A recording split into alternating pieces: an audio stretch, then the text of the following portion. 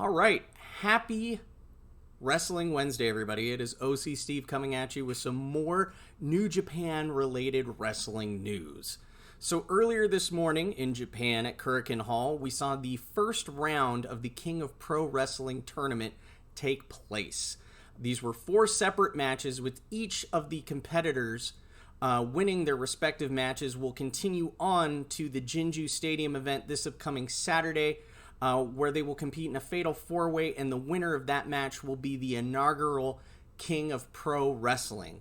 They will have to defend that title all the way till the end of the year, and then at the end of the year, they will be the King of Pro Wrestling for that year. So moving on to 2021, there will be a whole new King of Pro Wrestling crowned, and they will have to defend that title throughout 2021.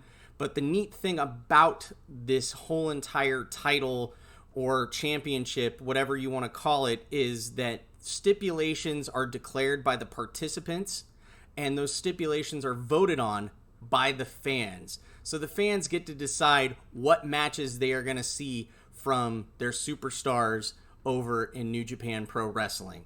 So the first match of the night was Kojima versus El Desperado in a no finishers match, meaning neither one of the competitors could use their finishers to win the match. If you did, then you'd be instantaneously disqualified, and then whoever won that match would be moving on. So this was a great example of wrestling psychology, where El Desperado the entire time was just pestering Kojima. He was doing everything in his means to just try to get Kojima off of his game, so he'd go into autopilot and result in using his finisher, which is a lariat. He was using moves from his tag partner Tenzin. He was doing all other types of kinds of crazy stuff, but ultimately Desperado did get the win via a DQ due to Kojima using his finisher. The second match of the night was a 2-count match, meaning we normally have the 1, 2, 3. This was a fast 1-2 count between Tora Yano and Bushi of LIJ. This was great.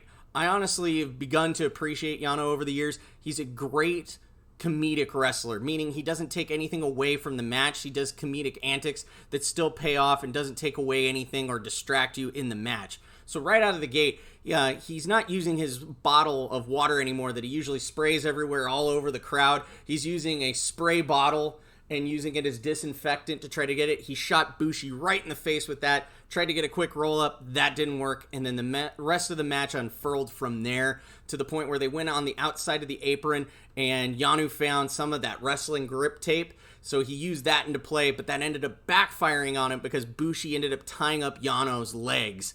But so Bushi went in for a quick pin, but then Yano countered it, and Yano got the win, so he advances in the King of Pro Wrestling tournament. Now, the main match that I've been talking about in videos prior that was the highlight of the night for me was Sho versus Sonata in a submission match, where you had to make your opponent submit in that match. So Sho came out very strong right out of the gate, focusing on Sonata's arms, a lot of arm bars and related counters from Sho.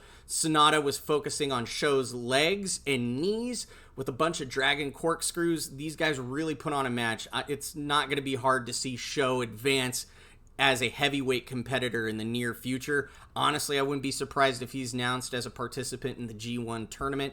But kind of weird for Sonata, he won with a figure 4 leg lock, the move made famous by Ric Flair.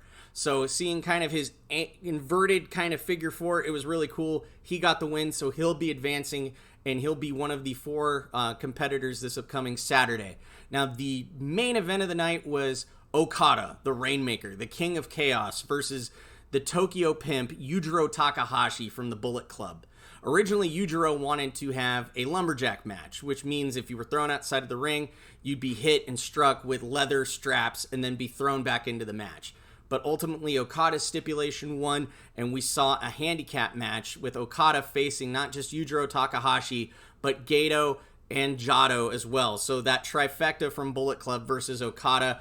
At the beginning of the match, it kind of played out where it was just Yujiro versus Okada, and then they were kind of just using Jado and Gato as those lumberjacks, but then they just were constantly interfering throughout the course of the match.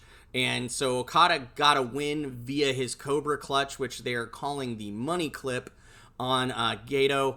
and that's how he will be advancing to the King of Pro Wrestling tournament. I wasn't really shocked about this. I mean, this was Okada's kind of baby, so it would be really weird to not see Okada compete in this fatal four-way this upcoming Saturday.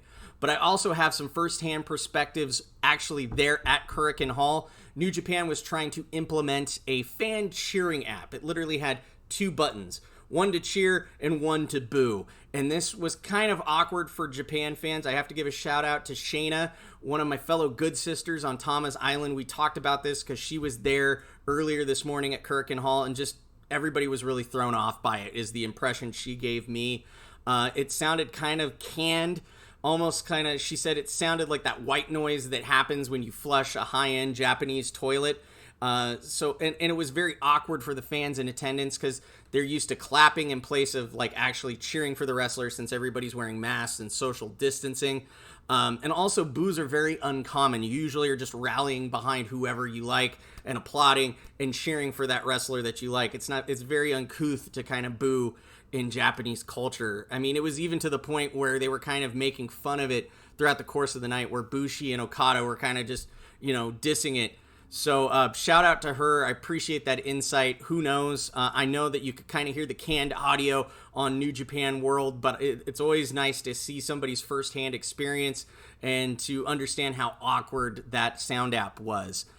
So finally, we will be getting English commentary. Kevin Kelly and Chris Carlton will be covering the Jingu Stadium event this upcoming Saturday. I know a lot of New Japan fans, especially here stateside, really enjoy their English commentary, so that's nice to get that back as a bonus for New Japan stateside fans. That's the news for now. Obviously, we have the Jinju Stadium event this upcoming Saturday. We have the New Japan Strong event airing this upcoming Friday night. That is a continuation of the stateside landlocked New Japan wrestlers and SoCal talent competing every Friday night. These events have been a lot of fun. I only begin to see what's in store. It looks like the main event is PJ Black versus Chase Owens of the Bullet Club. So that's a lot of fun. If you're sleeping on Chase Owens, it's time to get familiar with him. He's a great wrestler, great charismatic personality, a Southern style wrestler that's worked those territories and was trained. He's a great guy. So if you're looking for some polished gem in the Bullet Club, there's no better than to focus on the crown jewel. So that's the news for now. I hope you guys are having a great week. I hope you get an opportunity to check out the Jinju Stadium event, because I will definitely be watching it. I will be providing my coverage and thoughts and opinions, but let's keep the dialogue going in the comments below. How do you feel about a canned audio participation app that just kind of blurts out stuff depending on how many people, like American Idol, are voting on it? So that I think it's weird. I don't know, they're just trying different stuff to have participation and make people have that sense of normality while they attend New Japan events, but who knows? Hopefully, maybe we'll see some improvements in that down the road. So let's keep the discussion going in the comments below. If you're a New Japan fan, thank you for watching my video. If you have New Japan fan friends, please share this video and subscribe to this channel. I do this as a labor of love. I really enjoy New Japan Pro Wrestling, and I just want to make it accessible to a wider audience and explain some of the misconceptions and myths that go behind New Japan, to try to just present a different form of wrestling that maybe you're not accustomed to, that you'll instantly enjoy. So have a good day. Have a great time. Spend some time with your family. Watch New Japan World, and I will catch you on the next video. Too sweet.